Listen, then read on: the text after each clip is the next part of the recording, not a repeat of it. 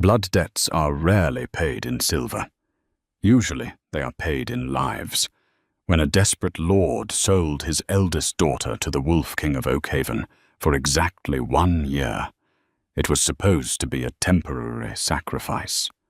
But true monsters never return what they claim as theirs. Rain lashed against the crumbling stone walls of Highcross Manor as Lord Thomas Ashford signed away his eldest daughter's life. Across the heavy oak table sat a man who made the very shadows in the room seem to retreat. King Leocric of Oakhaven did not look like a monarch of men. He looked like an apex predator, squeezed into a meticulously tailored velvet doublet. Broad-shouldered, with piercing amber eyes and hair the color of midnight, Leocric was the rumored alpha of the Northern Territories, a man who, whispers claimed, shattered the bones of his enemies with a single bite when the moon was full. Lord Thomas trembled, his once proud shoulders hunched under the crushing weight of insurmountable ruin. He owed 80,000 gold florins to the Lombardy Merchant Guild, a massive debt incurred by his late brother, Sir Richard Ashford, whose failed investments in the spice trade had doomed their entire bloodline. If Thomas failed to pay by month's end, his lands, his ancestral title, and his family would be unceremoniously fed to the executioner's block. The man sitting across from him in the drafty study was the singular solution to all his problems, though the cure seemed far more terrifying than the disease. Leocric tapped a single, long, immaculate fingernail against the parchment. 1 year, Lord Ashford, his voice rumbled, a deep baritone that vibrated in the floorboards. 365 days. During that time, she will bear my name, sit at my side, and reside within the walls of Oakhaven Castle as my wife. When the year concludes, she will be returned to you Manwatul, untouched, with her dowry doubled, and this debt of yours wiped clean from the Lombardy ledgers forever. Standing in the shadowed threshold of the study, Beatrice Ashford listened to the price of her freedom being casually negotiated. She was 21, known throughout the county for her sharp mind and quiet resilience, yet nothing could have prepared her for this moment. She stepped fully into the candlelight, the worn fabric of her faded blue gown brushing against the floor. "Is this how a king shops for a bride?" Beatrice asked, her voice remarkably steady, despite the frantic beating of her heart. "With a ledger and a bag of gold?" Leocric's amber eyes snapped toward her. For a fraction of a second, the pupils narrowed into vertical slits before returning to human roundness. He inhaled deeply, his chest expanding as if he were tasting the very air around her. He did not look insulted by her insolence. Rather, a strange, dark amusement flickered across his rugged features. "A king shops however he must, Lady Beatrice," Leocric replied, rising from his chair. He towered over her father, eclipsing the hearth fire. "My kingdom requires a human queen to satisfy an ancient treaty with the southern lords. A temporary union prevents a permanent war. You have something I need, a respectable, noble bloodline. I have something your father desperately requires, limitless wealth. It is merely a transaction." Beatrice looked at her father, seeing the broken, weeping man who could not even meet her gaze. She knew if she refused, her younger sister Clara would be sold off to a debtor's prison, or worse. Swallowing her terror, Beatrice walked toward the table, picked up the iron-nibbed quill, and dipped it into the black ink. 1 year, Beatrice stated firmly, locking her eyes with Leocric's predatory stare. "And not a day longer. You will swear it upon your crown, and upon whatever beast you harbor inside you." A heavy silence fell over the room. The king's guards, stationed by the door, tensed hands instinctively drifting to the hilts of their swords at her blatant disrespect. But Leocric simply smiled, a slow, dangerous parting of lips that revealed teeth slightly too sharp for a normal man. "I swear it," Leocric murmured. The ink dried on the parchment, sealing her fate. By dawn, Beatrice's meager belongings were packed into a single leather trunk. She bid a tearful farewell to Clara, pressing a small silver locket into the weeping girl's hands, promising she would return before the next winter's frost. The journey north was a grueling, agonizing trek through increasingly hostile terrain. Beatrice rode inside an armored carriage, flanked by Leocric's elite guard, who rode massive black destriers and communicated in sharp, guttural clicks rather than words. Leocric rode at the head of the vanguard, unbothered by the biting cold or the relentless rain. For 5 days, they traveled deeper into the jagged mountains, leaving the civilized world behind. When they finally arrived at the gates of Oakhaven Castle, Beatrice felt her breath catch in her throat. It was not a primitive stronghold, as the southern gossips claimed, but a magnificent, sprawling fortress of dark granite and soaring spires, perched menacingly on the edge of a deep ravine. It looked less like a home and more like an inescapable vault. As she stepped out of the carriage, the cold mountain wind whipping her cloak around her, Leocric approached. He offered his hand. His skin was unnaturally warm, burning against her shivering fingers. "Welcome to your new home, my queen," Leocric said softly, his voice carrying easily over the howling wind. Beatrice stared up at the towering black gates, slowly grinding shut behind them, sealing her inside. "My temporary home, Your Grace," she corrected him quietly. Leocric did not argue. He merely tightened his grip on her hand, just enough to make her pulse race, his amber eyes gleaming with a secret she could not yet decipher.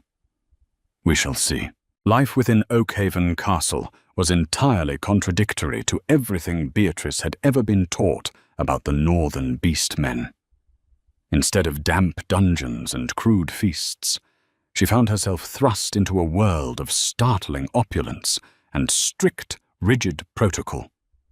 Her private chambers were vast, adorned with woven tapestries depicting ancient hunts, featuring a massive 4-poster bed draped in crimson silk, and heated by a hoaring fireplace that servants kept perpetually stoked. Yet the luxury could not mask the profound isolation. Beatrice quickly learned that the castle was governed by unwritten, unspoken rules. The head housekeeper, Mrs. Gable, a stern, grey-haired woman with unnervingly sharp senses, instructed Beatrice on the boundaries. She was permitted to roam the eastern wing and the extensive gardens, but the lower cellars and the western tower were strictly forbidden. More peculiar was the absolute mandate that she must be secured in her chambers by nightfall during the 3 days leading up to the lunar apex. Leocric himself remained a phantom during her first 2 weeks. He spent his days managing disputes among his pack leaders, overseeing the military training in the courtyard, and dealing with regional lords.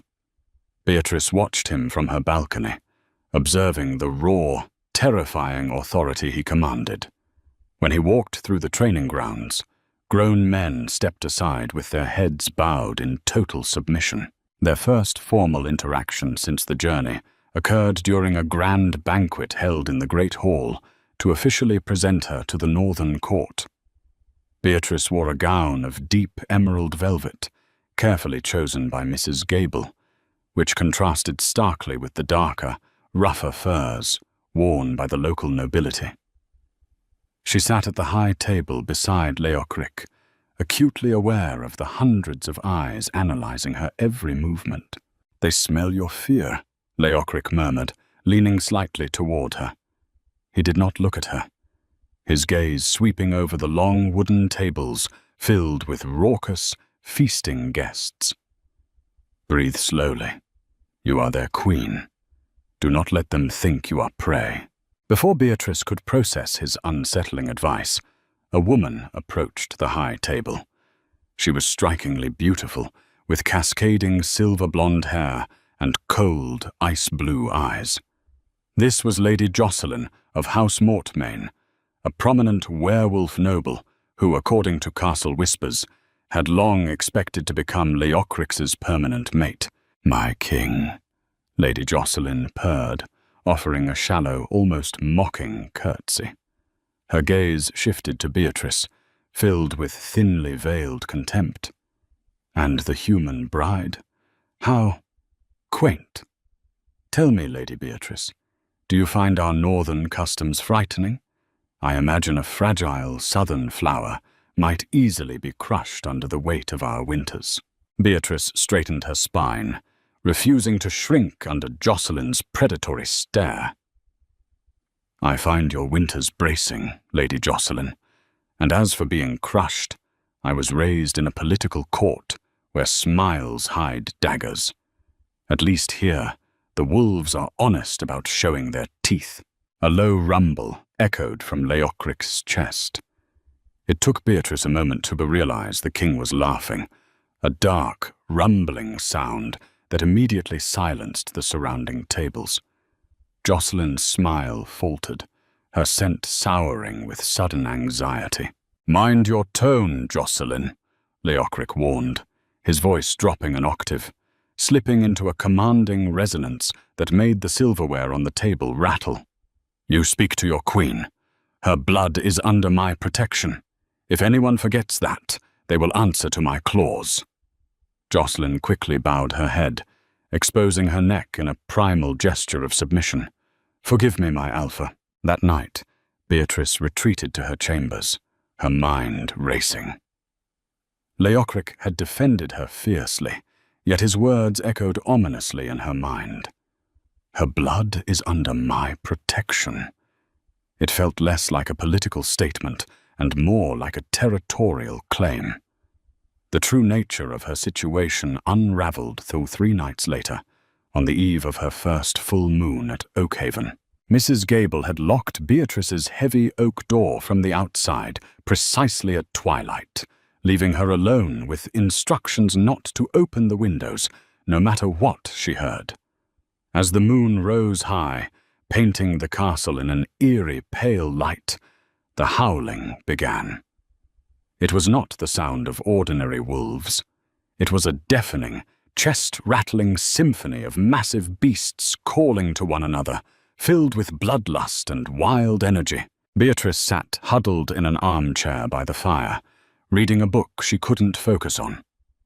Suddenly, a heavy thud struck her balcony doors. She froze. The reinforced glass rattled violently. Then the sound of splintering wood tore through the room as the iron latch was effortlessly ripped entirely out of the frame. Beatrice scrambled backward, grabbing a heavy iron poker from the fireplace. A massive shadow eclipsed the moonlight spilling through the broken doors. It was Leocric, but he was not the composed, cold king she knew. He was stripped to his trousers, his torso covered in sweat and dirt. His eyes were completely gold, glowing in the darkness, and his claws were fully extended, gouging deep tracks into the wooden floorboards with every step. He was breathing heavily, fighting a brutal internal war against his own transition. "Leocric," Beatrice whispered, her hands shaking as she held the iron poker up. "You shouldn't be here. You promised—" "I promised to keep you safe," he growled, his voice distorted, rough like grinding stones. He stalked toward her, ignoring the weapon in her hands. He didn't look at her like a husband looking at a temporary wife. He looked at her like a starving man, staring at an absolute necessity. "The pack. They are frenzied tonight," Leocric ground out. dropping to his knees just inches from her, his massive hands gripping the arms of her chair. He buried his face in the folds of her dress, inhaling her scent deeply, aggressively. The action seemed to instantly soothe the violent tremors racking his body. I couldn't stay away. Your scent, it anchors the beast. It binds me. Beatrice stared down at the terrifying King of the North, who was currently kneeling at her feet, practically purring as he pressed his face against her velvet skirt. The realization hit her like a physical blow. The temporary contract, the 1-year agreement, the ancient treaty, it was all a meticulously crafted lie. Werewolves did not take temporary wives. They only took mates. And Leocric had tricked her father into selling his only mate directly into his permanent possession. "You never intended to let me leave, did you?" Beatrice whispered, dropping the iron poker. Leocric tilted his head up, his glowing golden eyes locking onto hers. The beast inside him was dangerously close to the surface, but his words were terrifyingly clear. Never. Betrayal tasted like ash in Beatrice's mouth the morning after the full moon. Leocric's confession echoed relentlessly in her mind. Never. He had never intended to honor the 1-year contract. She was not a temporary political pawn. She was a permanent prisoner, anchored to a beast who believed he owned her very soul. As the winter snows began to fall over Oakhaven, burying the mountain passes under feet of freezing white, Beatrice realized she could not wait for her father to save her. Lord Ashford was a coward who had already spent the Lombardy gold. If she wanted her freedom, she would have to carve it out of the ice herself. Her first step was finding an ally among the terrifying, silent guards who patrolled the granite corridors. Beatrice identified one who seemed less monstrous than the rest. Lieutenant Garrett was a younger wolf, his eyes lacking the hardened, bloodthirsty glint of the older veterans.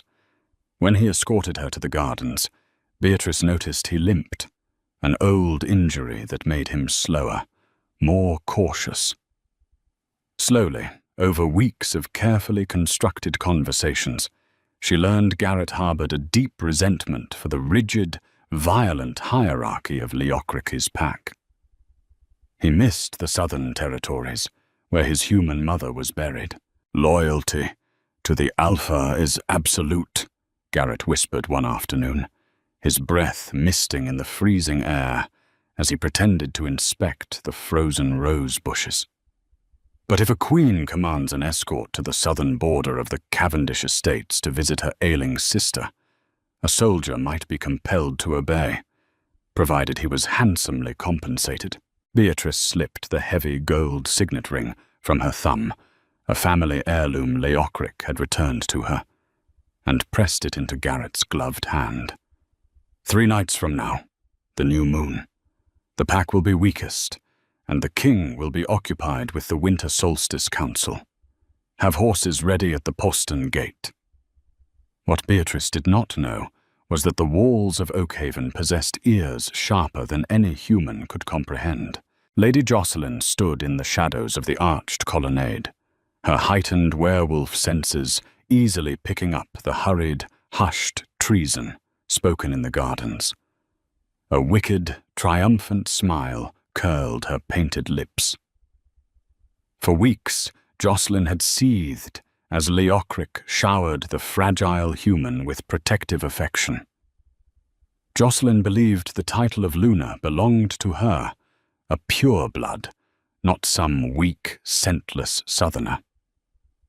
Exposing the escape plan to Leocric would only result in Beatrice being locked away in the royal towers for her own safety. Jocelyn needed a more permanent solution. On the night of the new moon, a bitter blizzard howled through the jagged peaks, completely cloaking the castle in blinding, freezing sheets of white. Beatrice wrapped herself in a thick, stolen fur cloak, carrying nothing but a small satchel of dried meat and a hunting knife.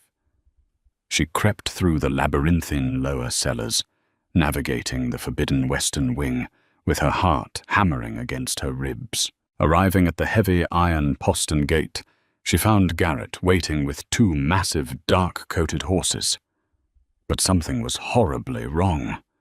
Garrett's face was deathly pale, his eyes wide with a terror that bordered on madness.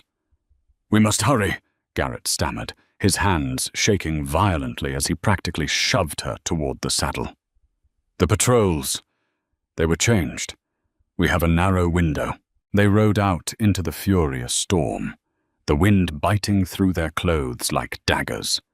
The snow was so thick, Beatrice could barely see the horse in front of her. They pushed forward for hours, descending the treacherous mountain paths toward the valley. Freedom felt agonizingly close. Suddenly, Garrett pulled his horse to a brutal halt. They had entered the Whispering Gorge, a narrow, terrifyingly dark ravine, flanked by towering cliffs of black stone. "Garrett, why are we stopping?" Beatrice shouted over the roaring wind. Garrett did not answer. He simply looked at her with a profound, cowardly apology in his eyes, spurred his horse, and bolted back up the mountain trail, leaving her completely alone in the freezing darkness. Before Beatrice could comprehend his betrayal, massive shadows detached themselves from the snowdrifts around her. Low, rumbling growls vibrated through the ground, shaking the snow from the dead pines. 6 towering werewolves stepped into the narrow path, their eyes glowing a sickly, unnatural red. They were rogues, exiled killers, who owed no allegiance to the King of Oakhaven. At their head stood a brute of a man, covered in jagged scars, holding a heavy silver chain. "Lady Jocelyn sends her regards," the rogue leader snarled, his lips peeling back to reveal yellowed fangs. "She paid us very well to ensure the little bird never flies south." Realizing she had walked directly into a meticulously orchestrated executioner's trap, Beatrice refused to grant her murderers the satisfaction of a scream. Panic, she knew, would only freeze her blood faster than the biting mountain wind. She kicked her horse violently, her frozen heels digging into the terrified animal's ribs, urging the massive beast to trample the scarred rogue leader. But the wolves of the north were impossibly fast, moving like liquid shadows against the blinding snow. A massive, furred hand slammed into the horse's flank with the force of a falling boulder, snapping its ribs with a sickening wet crack. Beatrice was thrown violently into the snowdrift, the icy impact driving the breath entirely from her lungs. Black spots danced across her vision as she frantically scrambled backward. Her numb, shivering fingers drew the small hunting knife from her leather belt. It was a pathetic, insignificant weapon against 6 towering monsters. But her southern pride demanded she not die on her knees. "Leave her to me," the scarred leader laughed. His voice was a guttural rasp, sounding like grinding stones. Before her horrified eyes, his bones began popping and cracking in a grotesque symphony as he initiated his monstrous transition. His jaw elongated, thick grey fur erupting from his splitting skin. "Lady Jocelyn wants her heart presented in a wooden box, and I intend to collect my gold."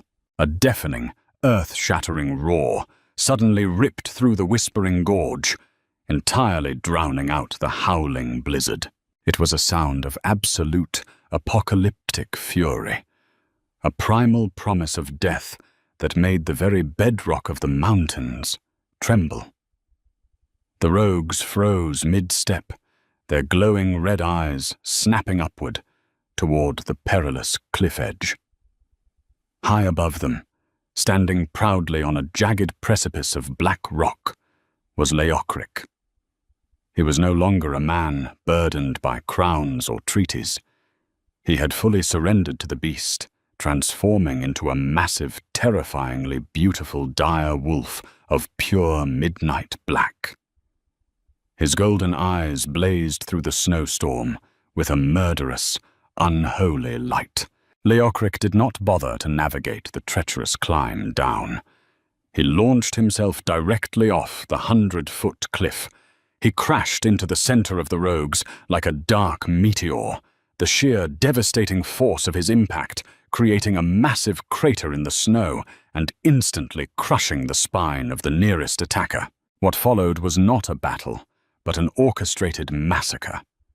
Leocric moved with a terrifying, blinding speed, driven by the absolute madness of an alpha, fiercely defending his chosen mate. He tore through the mercenary rogues with ruthless precision.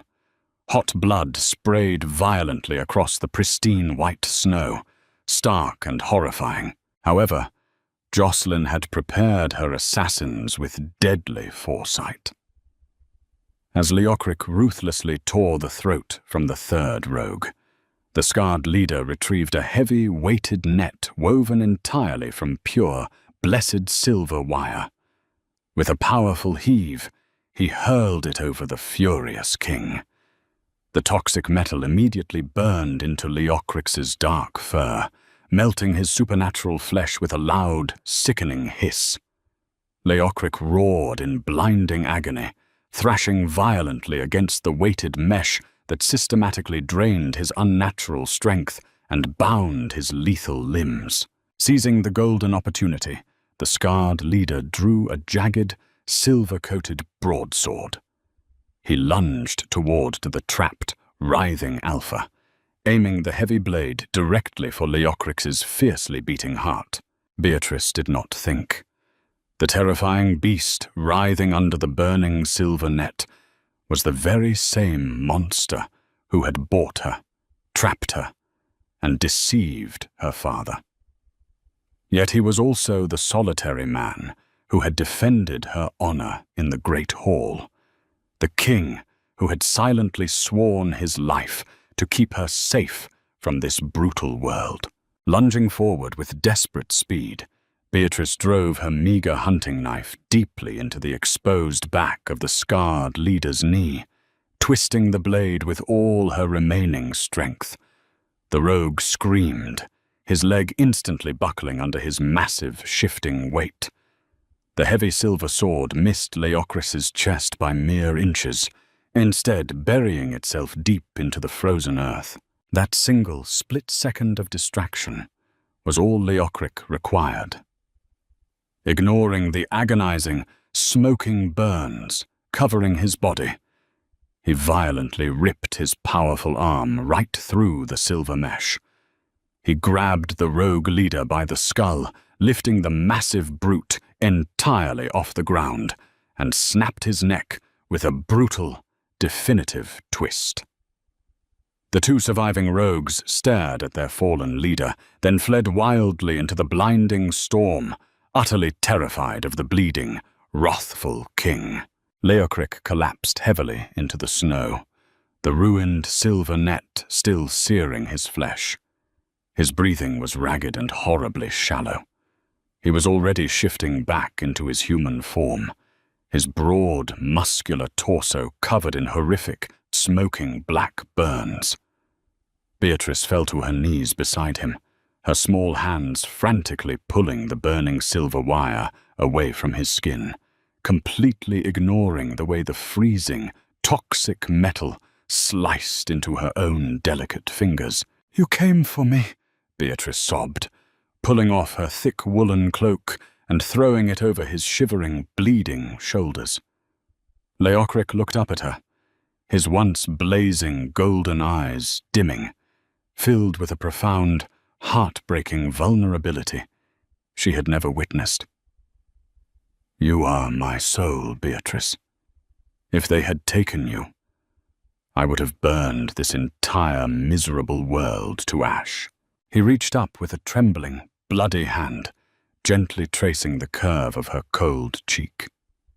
"I was a monster to trap you here. I let the beast's raw greed dictate your fate. I am so deeply sorry."